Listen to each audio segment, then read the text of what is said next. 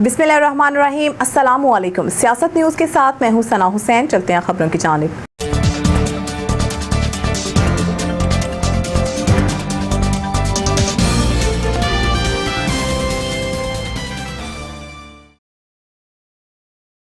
कायमा committee पार्लिमानी board ने election तरमीमी bill 2024 की मंजूरी दे दी। कायमा कमेटी में शामिल 7 हुकूमती अरकान ने बिल के हक में और मुखालफत में अपोजिशन के 4 अरकान ने वोट दिया। बताया जा रहा है कि कौमी असम्बली में इलेक्शन तरमीमी एक्ट 2024 में 2 तरमीम मंजूरी के लिए पेश की गई। ये तरमीम मखसूस नशिस्तों और सियासी जमात से वाबस्तगी से मुतालिक हैं। इलेक्शन एक्ट 2017 में तरमीम का बिल और आइन के आर्टिकल 9A में तरमीम का बिल भी कौमी असम्बली में पेश किया गया। तरमीमी बिल हुकूमती रुकन बिलाल असर क़यादी ने ईवान में पेश किया। सलामती कौंसिल वस्ती जमहूरिया अफ्रीका की अफवाज पर असलाह की पाबंदियों का खात्मा। अक़वाम मुत्तहिदा के सलामती कौंसिल ने मंगल को वस्ती जमहूरिया अफ्रीका CAR की सरकारी फौज पर असले की पाबंदी उठाते हुए तमाम ममालिक से कहा कि मुल्क में सरगर्म मुसल्लह गिरोह को हर तरह के हथियारों की बराह रास्त या बिलवास्ता फराहमी को रोकने के लिए ज़रूरी इक़दाम करें।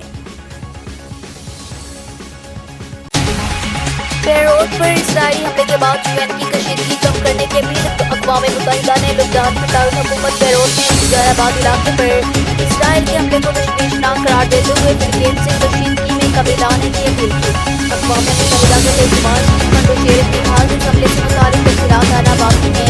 इदारे फिलिपींस पर जोर देता है कि ज़्यादा से ज़्यादा तहफ़्फ़ुज़ में काम देने के इक़दाम से गुरेज करें, इससे कशीदगी बढ़ने का अंदेशा हो।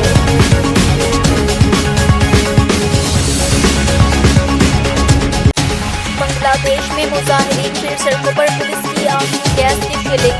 बांग्लादेश में पुलिस ने आज जोधपुर सरकारी मुलाजमतों में कोटा सिस्टम के खिलाफ होने वाले मुल्की एहतजाज के दौरान तशद्दुद के खिलाफ मुजाहिरा करने वाले अफराद को मुंतशिर करने के लिए आंसू गैस का इस्तेमाल किया। सरकारी मुलाजमतों के हवाले से तहक़ीक़ात पर तलबा की क़यादत में रवाना किए जाने वाले एहतजाज के दौरान कम से कम 50 अफराद हलाक हो गए थे।